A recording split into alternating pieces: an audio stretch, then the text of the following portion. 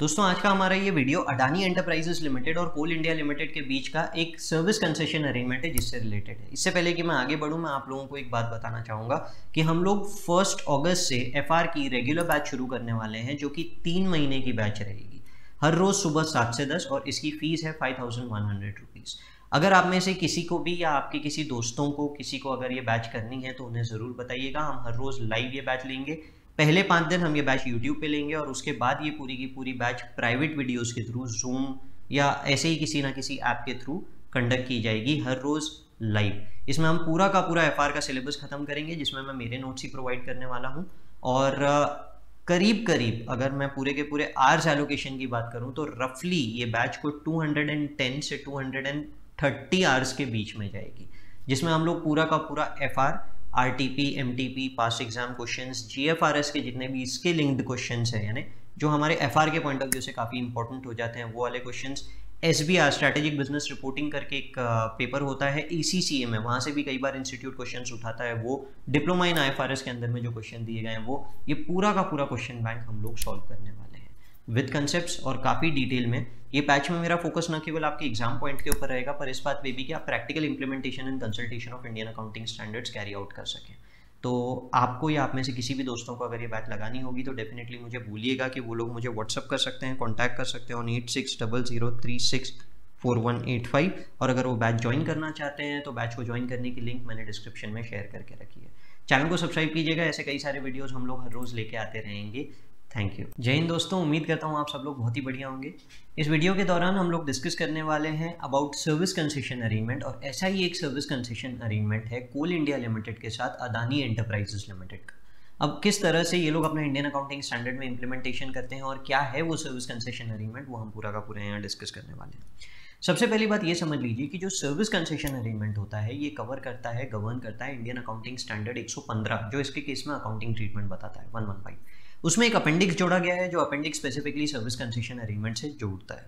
वो अपेंडिक्स आपको क्या बोलता है? वो अपेंडिक्स बोलता है कि देखिए, जनरली एक कॉन्ट्रैक्ट होता है पब्लिक यानी गवर्नमेंट ऑर्गेनाइजेशन, गवर्नमेंट के जो वेरियस एंटरप्राइजेस होते हैं यानी पब्लिक एंटरप्राइजेस, और प्राइवेट लिमिटेड पार्टीज के बीच में, जिसमें गवर्नमेंट बोलती है कि देखिए आपको हमारे बिहाफ में ये एक पर्टिकुलर काम करना है, आप ये काम पूरा का पूरा करेंगे, आप बिल्ड भी करेंगे उसे, आप उसे ऑपरेट भी करेंगे, बाद में हमें लगा तो आप हमें ट्रांसफर भी कर देंगे। पर जनरली गवर्नमेंट ट्रांसफर में इंटरेस्टेड नहीं होती है। गवर्नमेंट चाहती है कि पूरा काम आप ही देखें, हम गवर्न करेंगे, हम आपको बताएंगे कि आपको ये सामान किसे देना है, क्या प्राइस के ऊपर देना है, या फिर आप जो काम कर रहे हैं हम उसकी कीमत तय करके आपको सीधा सीधा कीमत दे देंगे। फॉर एग्जाम्पल, अगर रोड बनाना है, सिटी के अंदर रोड बनाना है, तो आप किसी कॉन्ट्रैक्टर को बोलोगे रोड बना दे, मैं तेरे को इतने पैसे दे दूंगा, बराबर है। ये हो गया एक फिक्स प्राइस अरेंजमेंट। और वहीं पे अगर आप एक नेशनल हाईवे के ऊपर जाते हैं तो वो लोग बोलते हैं कि आप एक काम कीजिए, वहाँ रोड बना दीजिए, आप टोल ब्रिज बना दीजिए, वहाँ से जो भी पास होगा वो आपको पैसे देगा। ठीक है, यहाँ पे आपने कंसिडरेशन फिक्स नहीं कर दिया, आपने उन्हें बोला कि आप हाईवे बनाइए भी, आप उसे मेंटेन भी कीजिए, और उस हाईवे के ऊपर के ट्रैफिक को ऑपरेट भी आप ही कीजिए। पर उन्होंने प्राइस डिफाइन कर दिया कि भाई इस रोड के ऊपर से जाने वालों से आप इतने ही पैसे ले सकते हैं, इससे ज़्यादा पैसे आप नहीं लेंगे। और उन्होंने टाइम पीरियड डिफाइन कर दिया कि इतने टाइम पीरियड तक के आपको पैसे लेना और इस तरह से आपको मेंटेनेंस देखना है। यानी गवर्नमेंट से भी गवर्निंग बॉडी बन के रह जाएगी, काम पूरा का पूरा प्राइवेट एंटिटी करेगी। That is what basically service concession arrangement means. इसमें कई प्रकार के काम होते हैं, जैसे कि मेंटेनेंस ऑफ रोड, मैंने आप लोगों को बताया, bridge, tunnel, prisons, hospitals, airport, water distribution facilities, energy supply, कई तरह के काम होते हैं। अब इसमें बेसिकली इन अरेंजमेंट्स में क्या होता है, मैंने आपको जो भी बोला वो ये 4 पॉइंट्स में दिया हुआ है। पहला होता है ग्रांटर, ग्रांटर यानी सरकार। दूसरा होता है ऑपरेटर, ऑपरेटर होती है प्राइवेट पार्टी। सरकार जो है, ग्रांटर जो है, वो इनिशियली कॉन्ट्रैक्ट के थ्रू प्राइस डिफाइन कर देती है कि आप इतने पैसे ले सकते हैं, और ऑपरेटर जो होता है वो ऑपरेटर उस प्राइस के बेसिस पे पूरा का पूरा काम करता है, और जो भी कंडीशन सरकार ने दी है यानी ग्रांटर ने दी है वो उनको पूरा का पूरा मानने के लिए ऑब्लाइज्ड होता है। ठीक है, अब ऐसा ही हम लोग एक जो कॉन्ट्रैक्ट है, ऐसा ही एक सरकार का सर्विस कंसेशन अरेंजमेंट है related to coal production, coal mining and coal production. एक एमडीओ मॉडल, हम सब जानते हैं कि कोल स्कैम हुआ था कुछ साल पहले। तब क्या हुआ था कि सुप्रीम कोर्ट ने पूरे तरीके से कोल के जितने भी ब्लॉक्स गवर्नमेंट ने अलॉट किए थे लोगों को, उसे पूरे तरीके से क्वैश आउट कर दिया था कि ये गलत है, और अब आप एक अच्छे से रिफॉर्म लेके एक सही तरीका निकालिए कि किस तरीके से ये पूरे के पूरे कोल ब्लॉक्स अलॉट किए जाएंगे। तब गवर्नमेंट पूरा का पूरा इससे रिलेटेड एक एक्ट लेके आई थी। एक्ट का नाम मैं थोड़ा सा भूल गया, प्लीज़ माफ़ कर दीजिएगा, हमारा इतना सब्जेक्ट रिलेटेड नहीं है। उस एक्ट के तहत कई सारे एमडीओ मॉडल्स के बारे में बताया गया है, यानी कि माइन डेवलपमेंट ऑपरेशनल मॉडल। अब इसके अंदर में क्या हुआ, कोल इंडिया लिमिटेड गवर्नमेंट की ऑर्गेनाइजेशन, अपनी पब्लिक सेक्टर एंटिटी, उसकी सब्सिडियरीज, नायवली लिग्नाइट कॉर्पोरेशंस लिमिटेड, ये सब एमडीओ मॉडल के अंदर एंटर करते थे। अब एमडीओ मॉडल के अंदर में ये लोग क्या करते थे, ये प्राइवेट पार्टीज को बोलते थे कि ये कोल ब्लॉक है, हम ये जगह आपको दे रहे हैं, लीज आउट कर रहे हैं, यहां से कोल निकालने के अधिकार आपको दे रहे हैं, आप कोल को निकालिए। आप उस कोल को, यानी जैसे इंडिया में पावर की कमी हम सब लोग जानते हैं बहुत ज़्यादा है, और एफिशिएंटली काम करने के लिए गवर्नमेंट जनरली काम एफिशिएंटली नहीं कर पाती है, कई सारे रीजंस होते हैं, उसके जाने दीजिए, हमारा वो पॉइंट नहीं है डिस्कशन का।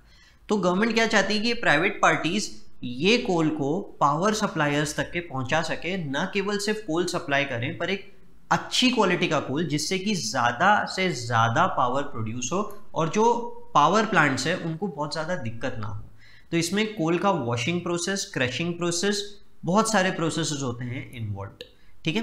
तो वो पूरा का पूरा प्रोसेस आउट कैरी आउट कीजिए और आप पहुंचा के दीजिए इन्हें वेरियस पावर प्लांट्स में, ठीक है। तो ये बेसिकली एमडीओ मॉडल्स के अंदर होता है। यहाँ पे जैसे एमडीओ क्या क्या काम अंडरटेक करता है वो दिया गया है। एक्सकावेशन ऑपरेशंस करता है, transportation till the delivery point करता है, वो achieving a certain level of production उन लोगों का काम रहता है। ये सारे के सारे काम कौन करता है, एमडीओ। हमारे इस एग्जाम्पल में, इस पूरी कहानी में एमडीओ है अडानी एंटरप्राइजेस लिमिटेड। तो बेसिकली अडानी एंटरप्राइजेस को हम लोग इस एमडीओ मॉडल में थोड़ा सा आगे जाते हैं, मैं आपको बताता हूँ। अगर आप अडानी एंटरप्राइजेस के बारे में बात करेंगे तो उन्होंने माइनिंग कॉन्ट्रैक्ट्स मिले हुए हैं 9 कोल ब्लॉक्स के, जिसमें से our project is located in the state of Chhattisgarh, Madhya Pradesh and Orissa.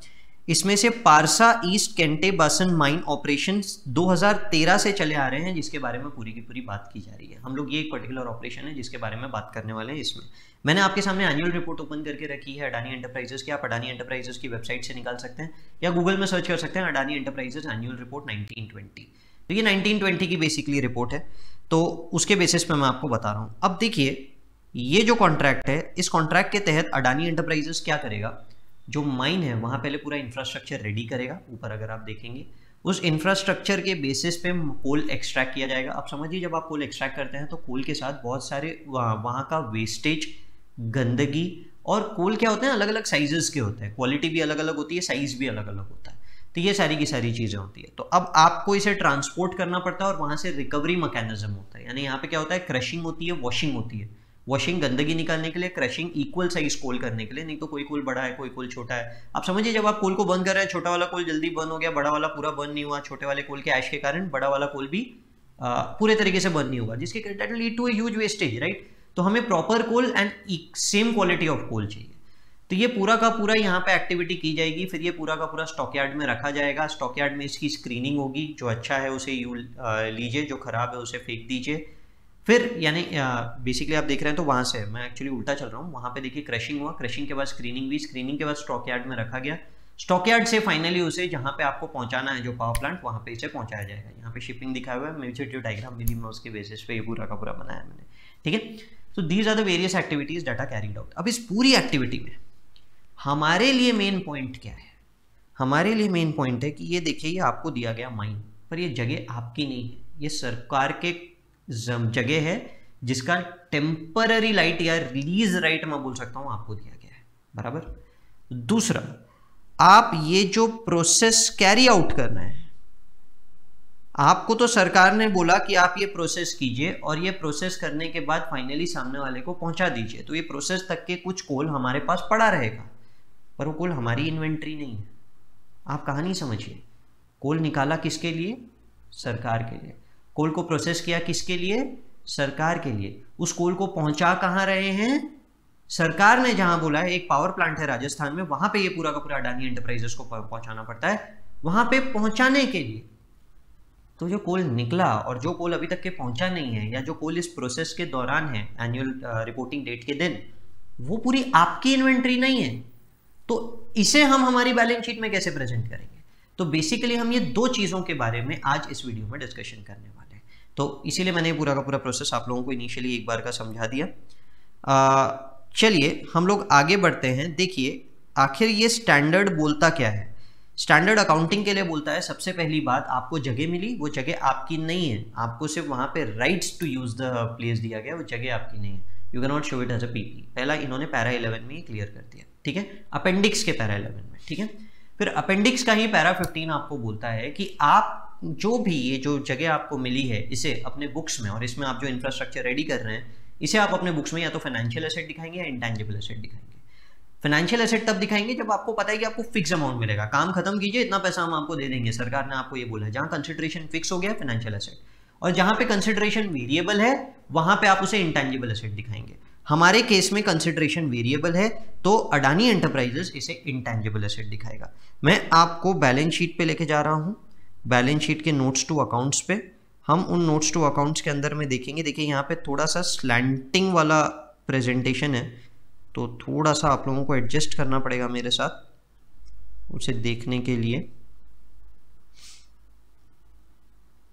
हाँ, तो यहाँ पे अगर आप देखेंगे थोड़ा सा टेढ़ा करके पढ़ेंगे तो यहाँ आपको दिखेगा ये है माइन डेवलपमेंट राइट्स। ये उसी माइन के बारे में बताया गया है जिस माइन का आप कॉस्ट दिखा रहे हैं और आप उसको अमोर्टाइज भी करते चले जा रहे हैं। ठीक है, आई होप ये पहला वाला पॉइंट क्लियर है सर्विस कंसेशन अरेंजमेंट का। अब दूसरा सवाल आया व्हाट अबाउट इन्वेंट्री।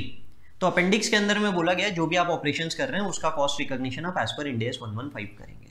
अब ये बेसिकली सर्विस प्रोवाइडर्स इन्वेंट्री है। ठीक है, service providers inventory Indian accounting standard 2 में एक जमाने में पैरा 19 के अंदर में इसके बारे में दिया गया था कि क्या करना है। IAS से लिया गया था, IAS में जो बोला गया वही लिखा गया था, बट उससे हो रही दिक्कतों के कारण 2018 में फाइनली सरकार ने उसे ओमिट कर दिया, मिनिस्ट्री ऑफ कॉर्पोरेट अफेयर्स ने उसे ओमिट कर दिया वो पैरा को। तो para 19 doesn't exist any more, यानी सर्विस प्रोवाइडर्स की इन्वेंट्री का वैल्यूएशन इंडियन अकाउंटिंग स्टैंडर्ड 2 अब गवर्न नहीं करता है। एक जमाने में था पर अब गवर्न नहीं करता है। अब इंड AS 115 क्या बोलता है, इंड AS 115 के अंदर में एक कुछ सेट ऑफ पैराज है जो है कॉन्ट्रैक्ट कॉस्ट। कॉन्ट्रैक्ट कॉस्ट में उन्होंने कहा है कि अगर कोई एक पर्टिकुलर खर्चा किसी और स्टैंडर्ड में कवर्ड नहीं है, मैंने पैरा 95 का एक्सट्रैक्ट आप लोगों के सामने लिखा है कि अगर आप कोई खर्चा कर रहे हैं वो खर्चा किसी कॉन्ट्रैक्ट से रिलेटेड है, कोई परफॉर्मेंस ऑब्लिगेशन से रिलेटेड है, जो performance obligation revenue recognition Ind AS 115 में आती है, और ये खर्चा किसी और स्टैंडर्ड में कवर्ड नहीं है। ठीक है, कौन से वाले खर्चों के बारे में बात कर रहा हूं मैं आप लोगों से, मैं आपसे ये जो प्रोसेस पूरा का पूरा कैरी आउट हो रहा है इस प्रोसेस के खर्चे की बात कर रहा हूं। इंटेंजिबल एसेट का तो मैंने बता दिया, वो तो दिख ही रहा है। अब ये जो आप खर्चा कर रहे हैं ये खर्चा अगर किसी और स्टैंडर्ड में गवर्न नहीं है तो इंड AS 115 के हिसाब से आप उसे एसेट दिखाएंगे, आप उसे एसेट दिखाएंगे।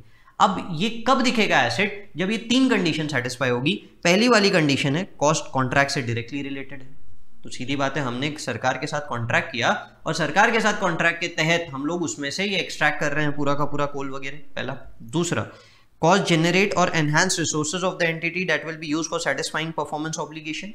अब ये जो भी कॉस्ट आप लोगों को लग रही है ये कॉस्ट परफॉर्मेंस ऑब्लिगेशन को सेटिस्फाई करने के लिए है पूरा का पूरा। ऑब्वियसली बात है हम जो भी खर्चा कर रहे हैं यहाँ पे इन्वेंट्री में क्रशिंग रिकवरी ये पूरा हम क्यों कर रहे हैं, उसी कॉन्ट्रैक्ट को सेटिस्फाई करने के लिए कर रहे हैं। And it is expected to be recovered. हाँ, हम जब इसे सप्लाई कर देंगे, वो जो राजस्थान के प्लांट है वहां पे सप्लाई कर देंगे, तब उसके अगेंस्ट में गवर्नमेंट हमको इसका पैसा दे देगी। या तो हम वो राजस्थान प्लांट से रिकवर करेंगे या गवर्नमेंट से पैसा मिलेगा, दोनों में से किसी एक जगह से पैसा मिल जाएगा। मोस्टली आपको राजस्थान प्लांट से ये पूरा का पूरा पैसा मिलता है। आई होप यहाँ तक के क्लियर है। तो हमें पूरा का पूरा उससे रिलेटेड पैसा आ जाता है, ये पैरा 95 बताता है कि ये तीनों कंडीशन सेटिस्फाइड है, तो this cost shall be recognised in the books as an asset as per Indian accounting standard 115। ऐसे ही कुछ खर्चे आपको अडानी एंटरप्राइजेस के बुक्स में भी देखने के लिए मिलेंगे। हम आगे बढ़ते हैं, नोट्स टू अकाउंट्स में ही आगे बढ़ रहे हैं। आपको कई सारे यहाँ पे एसेट्स दिखेंगे, इन्वेंट्री में नहीं दिख रहा क्योंकि इंड AS 2 अब इसको गवर्न नहीं करता, इसीलिए जो सबसे लास्ट वाला एसेट है अदर करंट एसेट्स, नोट 18 में आपको मिलेगा अदर करंट एसेट्स। इसके अंदर देखिए सर्विस WIP, इसके अंदर आपको इससे रिलेटेड वैल्यू मिल जाएगी। तो अब आप समझ लीजिए जो तैयार हो गया प्लांट को पहुंचा दिया वो तो हमारे रेवेन्यू रिकॉग्निशन में चला गया। जो हमने राजस्थान पावर प्लांट को दे दिया कोल, प्रोवाइड कर दिया पूरा प्रोसेस करके, उसके अगेंस्ट तो हम रेवेन्यू रिकॉग्नाइज कर चुके होंगे। पर जो ईयर एंड पे ऐसा कोल जो हमारे पास पड़ा है अभी तक के प्लांट में हमने नहीं पहुंचाया, या जो इन द प्रोसेस है क्रशिंग प्रोसेस में, रिकवरी प्रोसेस के अंदर में पड़ा है हमारे पास, या फिर हमारे पास माइन से निकल के पड़ा हुआ है, ये कोल हमारा नहीं है, तो ये पूरा का पूरा कहाँ दिख रहा है, ये पूरा का पूरा ऐसा कोल जो अभी तक के हमने पहुंचाया नहीं है वो यहाँ पे सर्विस WIP के अंदर में दिख रहा है, सर्विस वर्क इन प्रोग्रेस के अंदर में दिख रहा है under the head other current assets. देखिए मैं बहुत सारी चीजें लिंक कर रहा हूँ, मैं बता रहा हूँ क्यों इसे हम लोग इन्वेंट्री के अंदर में नहीं दिखा रहे हैं और क्या होता है एक सर्विस रिलेटेड स्टॉक। उम्मीद करता हूँ ये वीडियो आप लोगों को पसंद आया होगा। चैनल को सब्सक्राइब जरूर कीजिएगा और वीडियो को लाइक कीजिएगा अगर पसंद आया होगा तो। All the best for your exams.